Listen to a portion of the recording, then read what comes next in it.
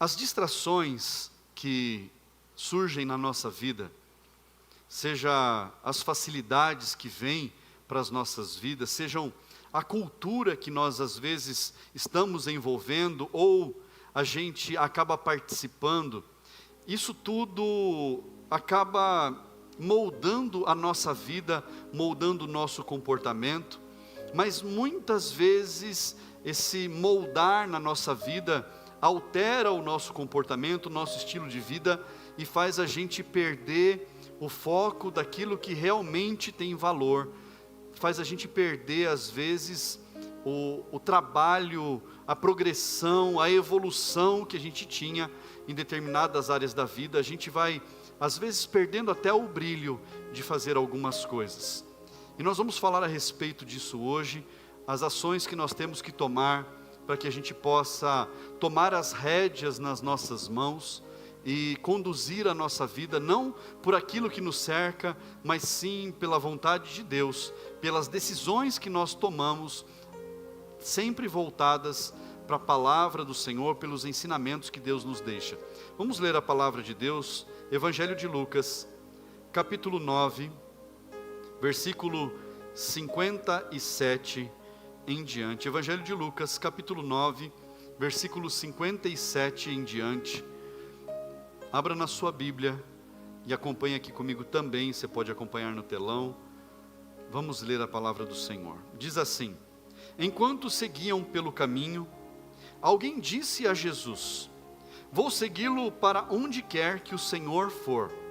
Mas Jesus lhe respondeu: as raposas têm as suas tocas e as aves do céu têm os seus ninhos, mas o Filho do Homem não tem onde reclinar a cabeça. A outro Jesus disse: siga-me. Mas ele respondeu: Senhor, deixe-me ir primeiro sepultar o meu pai. Mas Jesus insistiu: deixe que os mortos sepultem os seus mortos. Você, porém, vá e anuncie o reino de Deus. Outro lhe disse: Senhor, quero segui-lo, mas permita que antes disso eu me despeça das pessoas da minha casa. Mas Jesus lhe respondeu: ninguém que põe a mão no arado e olha para trás é apto para o reino de Deus. Vamos falar com o Senhor. Senhor, meu Deus e Pai, essa é a Tua palavra. Fala conosco, meu Deus, nesta noite, que nós possamos, meu Deus, encontrar, Senhor, o caminho, para que possamos seguir esse caminho, meu Deus, firme na Tua presença, meu Deus, que nós possamos fazer, ó Pai, tudo o que precisa ser feito, todo o necessário, Pai, para que as nossas vidas andem no eixo, Pai, em todo o tempo, agradando e louvando o Senhor, ó Pai, em nome de Jesus. Amém. Diga amém, igreja. Glória a Deus. Assente-se no seu lugar. Cada um aqui que Jesus estava chamando para andar com ele, nós vemos apenas alguns exemplos que são dados aqui nesse pequeno texto, do versículo 57 ao 62 do capítulo 9 de Lucas. A um ele chamou e deu uma determinada desculpa, outro ele chamou, também deu uma determinada desculpa, outro disse com toda a empolgação: eu vou seguir o Senhor, por onde o Senhor for, onde o Senhor caminhar. E Jesus sabia do intento do coração de cada um. A esse primeiro, Jesus falou: olha, a raposa tem toca, tem o ninho lá, os animais têm os seus ninhos, mas eu não tenho onde morar, eu não tenho onde repousar a minha cabeça, então você quer realmente me seguir? É verdade isso que você está falando? Você vai comigo aonde eu for? Você está disposto a seguir o caminho que eu vou seguir? Você está disposto a andar comigo e talvez passar algum aperto? Você está disposto a andar comigo e às vezes ter que abdicar, abrir mão de alguma coisa? A outro, Jesus disse: siga-me, mas ele respondeu: eu preciso ir lá sepultar o meu morto, ou sepultar alguém que morreu. E Jesus, às vezes nesse texto parece que Jesus foi grosseiro com ele, mas ele disse: deixe que os mortos sepultem os seus mortos. Porque, irmãos, o velório levava dias. Às vezes o velório levava dias. Às vezes o morto já estava até sepultado, mas estava sendo feito o velório dentro da casa depois do morto sepultado. A família ficava ali em prantos por uma semana. Então, normalmente, provavelmente nesse caso, o morto já havia sido sepultado e ele queria ir chorar com a sua família. Era isso. Então Jesus fala para ele: deixe que os mortos sepultem os seus mortos.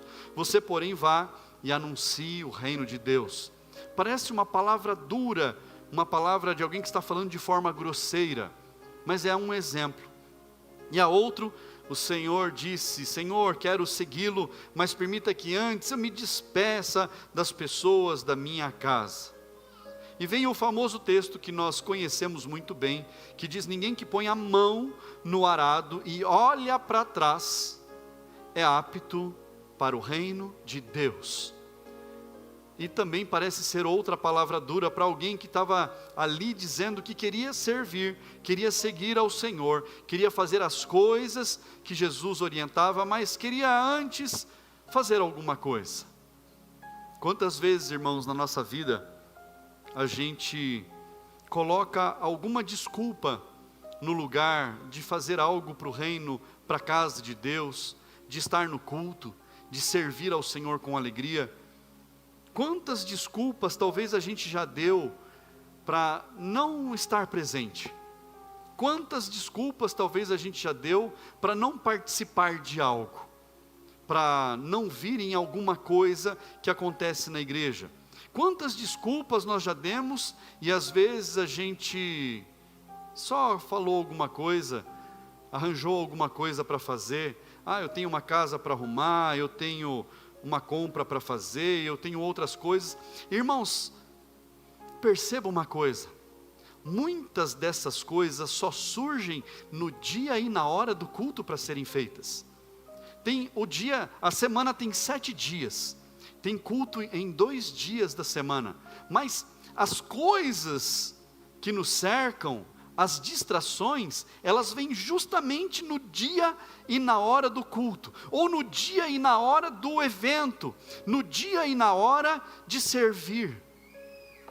Cuidado com as distrações, cuidado com aquilo que te afasta do caminho do Senhor. Tudo que você faz e que você pode fazer na igreja, na casa de Deus, no reino, servindo ao Senhor, é reino. Tudo, seja o trabalhar na igreja, seja o doar o seu tempo, seja fazer algo pensando na casa de Deus, seja mesmo estar num culto para celebrar ao Senhor. Tudo isso é reino. A igreja não é culto, a igreja é tudo o que envolve o reino de Deus. Então, cuidado com as coisas que te fazem você se afastar das coisas do reino. Tome muito cuidado. Sabe por quê? Nós influenciamos pessoas. Você influencia alguém. Você sabia disso? Ou você influencia os seus filhos, os seus pais, os seus parentes. Você é um exemplo para as pessoas que estão ao seu redor. E se você não der um bom exemplo, as pessoas que estão ao seu redor, elas vão sentir que isso é uma cultura, como eu falei no começo. E isso envolve a pessoa, e aquilo se torna algo corriqueiro, algo normal, e aquilo começa a fazer parte da vida da pessoa.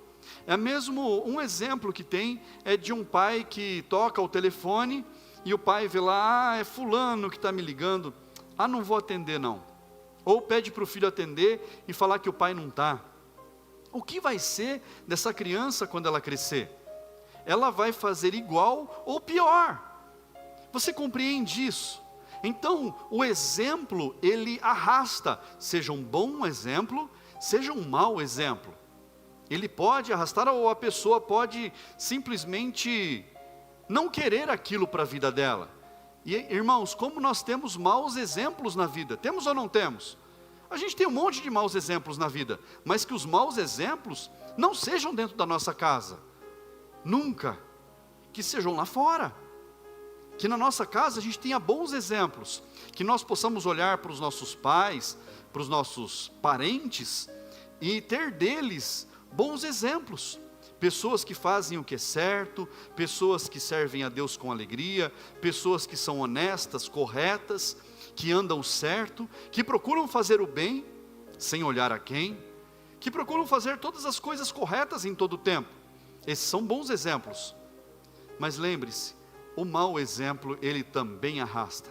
As facilidades, a cultura criada ao redor das pessoas, ela cria uma disciplina às vezes equivocada.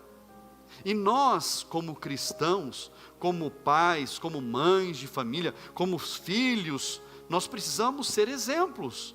Nós precisamos assumir as nossas responsabilidades como cristãos e ser exemplo onde nós estivermos. Aqui eu estou falando da nossa casa, da nossa família, mas nós precisamos ser exemplo em todo lugar, seja no empreendimento, seja no caminhar pela rua, seja no nosso trabalho, seja na nossa escola, nos nossos estudos. Nós precisamos ser exemplo.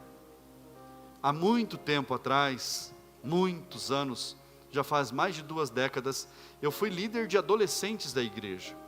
Líder de adolescentes. E a líder anterior, que eu vim depois, ela falava assim que era o pior grupo para se trabalhar. Era tudo gente teimosa, tudo gente difícil de lidar, e não sei o que, e não sei o que, e não sei o que. Eu falei, meu Deus do céu, então eles merecem o inferno. Ela falou, é isso mesmo, merece mesmo. Eu falei, então tá bom, dá para cá que eu quero. Começamos a trabalhar ali com os adolescentes, eles foram sendo moldados, foram sendo transformados por Jesus. Irmãos, são grandes homens e mulheres de Deus hoje, para a honra e glória do Senhor. Mas, num determinado ponto do cuidado que eu tinha ali com os adolescentes, eu conversando com os meninos, e tendo uma conversa muito franca com eles, eu falei com eles assim, lá na sua escola, na sua sala de aula, talvez tenha aquele aluno lá que é o cara que é o cabeça de tudo. Todo mundo quer ser igual a ele, todo mundo anda com ele, porque ele é o valentão da classe, ele é o valentão da escola, ele desafia todo mundo, ele desafia professor, ele fala mal do diretor, da diretora da escola. Vocês conhecem alguém assim? Aí todo mundo acenou que conhecia. Se eu perguntar para você, que você já passou da escola, lá no tempo da escola, você tinha lá as pessoas que eram as meninas, que eram as patricinhas, e tinha os meninos que eram os caras da sala de aula. Tinha ou não tinha? Tinha.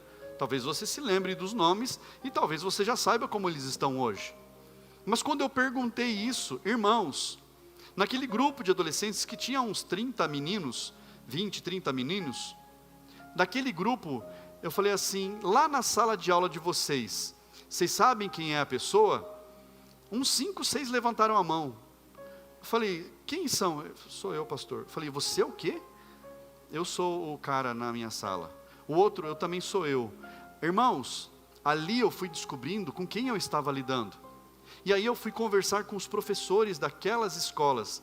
E eles falavam, é o pior aluno da sala. É o cara que não me respeita, é o fulano que não quer nada com nada, que não estuda, esse daí não vai dar nada na vida. Falei, santo Deus, é esse mesmo. E glória a Deus, todos aqueles irmãos, todos aqueles se renderam aos pés de Jesus. Tiveram as suas vidas transformadas, carregaram a escola inteira para a igreja. Eles levaram os amigos de escola, porque eles se converteram. Eles levaram os professores para a escola. Eles levaram os pais para a escola, porque os pais queriam saber o que estava acontecendo, que o filho estava arrumando a cama, que o filho estava lavando a louça, que jogava roupa suja no canto, deixava lá apodrecendo, já não estava mais daquele jeito. Então, irmãos, nós precisamos nos cercar de uma boa cultura, nos cercar de bons costumes, de boas atitudes, de bons exemplos. E às vezes nós precisamos ser o exemplo, assumir essa responsabilidade. E falando em assumir responsabilidade, João capítulo 5, Evangelho de João, capítulo 5, versículo 6.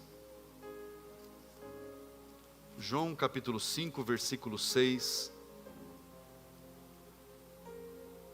Diz assim: Jesus vendo-o deitado e sabendo que estava assim havia muito tempo, perguntou: você quer ser curado? O enfermo respondeu: Senhor, não tenho ninguém que me ponha no tanque quando a água é agitada. Quando tento entrar, outro enfermo chega antes de mim. Nós sabemos da história do tanque de Siloé, onde o primeiro enfermo que pulava dentro, dizia a lenda, era curado. Então Jesus lhe disse: levante-se, pegue o seu leito e ande. Imediatamente o homem se viu curado e, pegando o leito, começou a andar. E aquele dia era sábado. Por isso os judeus disseram ao que tinha sido curado: é sábado, e neste dia você não tem permissão para carregar o seu leito. Ao que ele lhes respondeu: o mesmo que me curou me disse: pegue o seu leito e ande. Versículo 17 diz assim: mas Jesus lhes disse: meu pai trabalha até agora e eu trabalho também.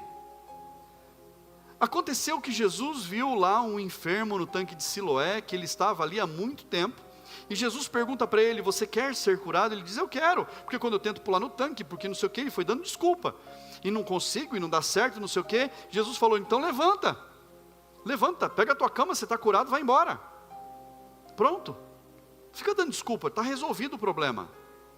E então ele pega a cama, ele anda, mas o que acontece? As pessoas começam a criticar Jesus, porque Jesus estava fazendo algo, estava fazendo o reino acontecer.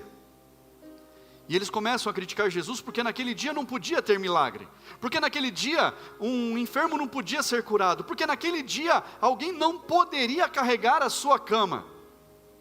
Mas o enfermo lá, que já não estava mais enfermo, estava curado, ele fala: o que me curou, fala com ele. Porque ele me curou, ele mandou eu carregar a cama, então se eu estou curado, eu só vou obedecer. E Jesus declara: meu pai trabalha até agora, eu também estou trabalhando, assumindo a responsabilidade. Jesus podia ir no dia seguinte, hoje é sábado, tem uma cultura aqui que diz que no sábado não pode acontecer as coisas. A cultura que cerca as pessoas, às vezes estrangulam as pessoas, percebe isso? Já imaginou se Jesus tivesse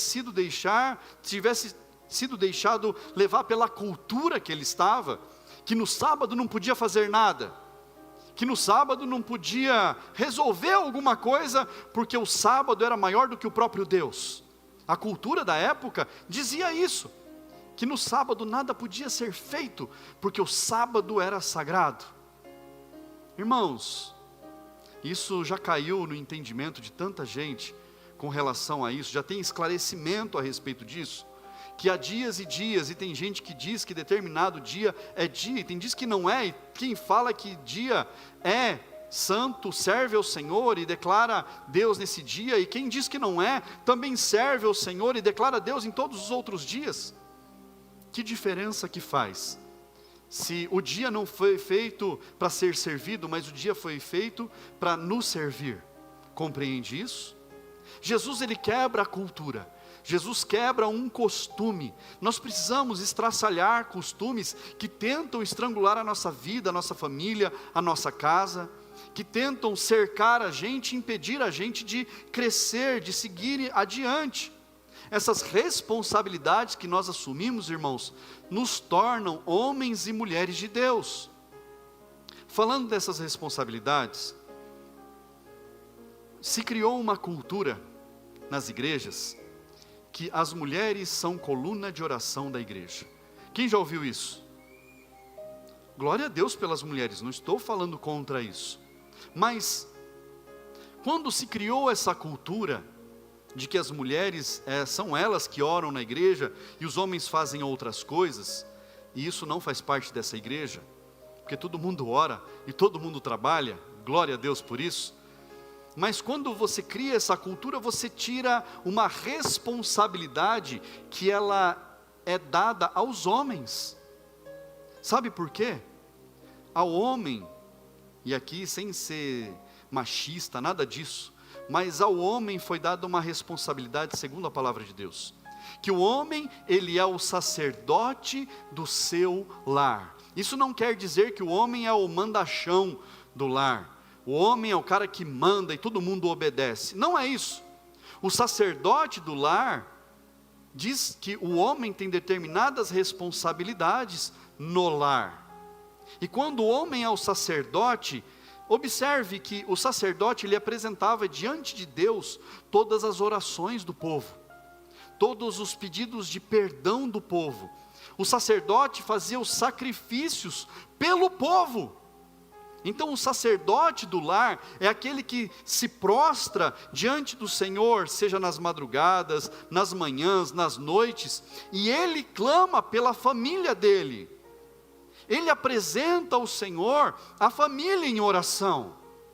É o sacerdote. Essa responsabilidade ao longo dos anos foi virando uma tradição esquisita, uma cultura esquisita, que quem ora é a mulher e quem trabalha é o homem. Não, irmãos, os dois oram. Homens e mulheres oram e precisam orar. Agora, o homem que não assume essa responsabilidade, ele está largando de lado algo que Deus colocou na mão dele. Como sacerdote do seu lar, é ele que pede perdão pela família. Nós temos o exemplo de Jó, irmãos. Jó, ele apresentava ofertas pelos seus filhos, pela sua família, porque ele dizia, os meus filhos, enquanto eles estão lá festejando, celebrando, comemorando, eles podem pecar. Então pode acontecer deles pecarem, então eu vou sacrificar diante do Senhor. Jó se colocava na frente, assumia a responsabilidade de sacerdote do lar. E ele falava, não, a minha casa cuido eu. Dos meus filhos diante de Deus, sou eu que apresento os pedidos de perdão. Sou eu que apresento diante de Deus os meus filhos, a minha família, a minha esposa. Nós precisamos assumir as nossas responsabilidades. E as mulheres também orar sem cessar, buscar o Senhor, cuidar de tudo. E aqui, irmãos, eu não vou dizer o que cada um tem que fazer, porque aí alguém vai achar que o trabalho de mulher é determinada coisa, o trabalho de homem é determinada coisa. Mas eu quero te fazer você se lembrar da essência que está na palavra de Deus. Então, se você, mulher, é a mulher de oração do lar, e você acorda nas madrugadas para orar, puxa a mão do seu marido e fala, vamos orar comigo. Você é o homem da casa, o sacerdote do lar.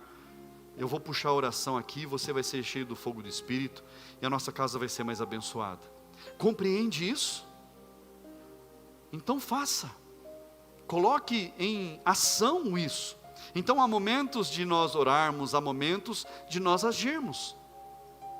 Como sacerdotes do lar, irmãos, nós precisamos ter a vida dedicada não só à família, dedicada à família, é claro, dedicada ao reino como exemplo para aqueles que vêm. Nós precisamos ensinar os nossos filhos, a nossa família, o caminho de Deus, a palavra, o reino de Deus. Mostrar para eles o como é bom servir ao Senhor com alegria. Ser exemplo de fé, de humildade, de serviço na casa de Deus. Ensinar os nossos filhos e a nossa parentela o como é bom estar na casa de Deus, o como é bom servir ao Senhor, o como é bom trabalhar para o reino. Nós temos que ser exemplo em tudo. E conduzir a nossa família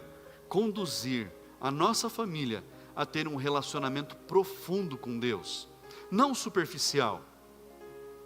Trazer a nossa família e ensinar eles a se relacionarem com Deus de forma profunda, íntima.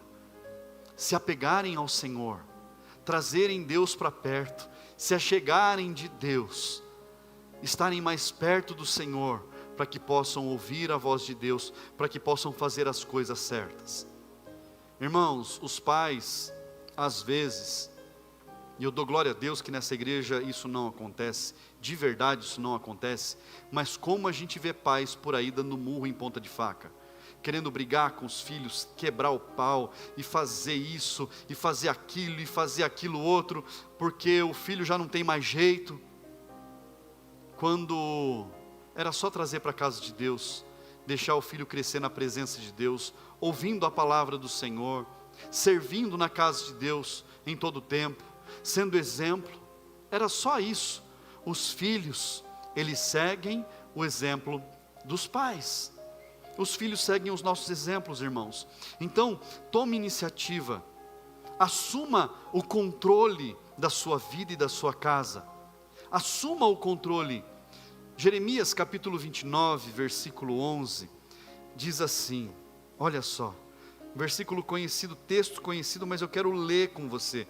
Jeremias 29, 11, diz assim: eu é que sei que pensamentos tenho a respeito de vocês, diz o Senhor, são pensamentos de paz e não de mal, para dar-lhes um futuro e uma esperança. O futuro, irmãos, são os que vêm após nós. O futuro é a geração seguinte. O futuro são os nossos filhos. O futuro não somos nós já fazemos parte. O futuro éramos nós lá no passado, somos o futuro acontecendo. Os nossos filhos são o nosso futuro. O Senhor está prometendo nos dar um futuro de paz, um futuro com esperança. É o que o Senhor nos promete. E você pode declarar: a minha família depende do Senhor. A minha família vai estar prostrada aos pés do Senhor. A minha família vai servir ao Senhor com alegria em todo o tempo. Aleluia! Que você e a sua casa sirvam ao Senhor. Que você e a sua casa estejam firmes no caminho e no propósito que Deus tem para você e para toda a sua descendência, em nome de Jesus. Fique de pé no seu lugar. Vamos orar ao Senhor, vamos falar com Deus. O que depende de você? Depende de você assumir o controle, depende de você tomar as rédeas, depende de você tomar iniciativa, depende de você estar no controle da situação, e não permitir que nenhum dos seus se perca. Não permitir, olhando lá para frente, lá para o futuro, daqui 5, 10, 15, 20 anos, que você vai se alegrar na presença de Deus, porque você vai ver os seus filhos, os filhos dos teus filhos e todas as próximas gerações servindo ao Senhor com alegria, porque você decidiu tomar a iniciativa.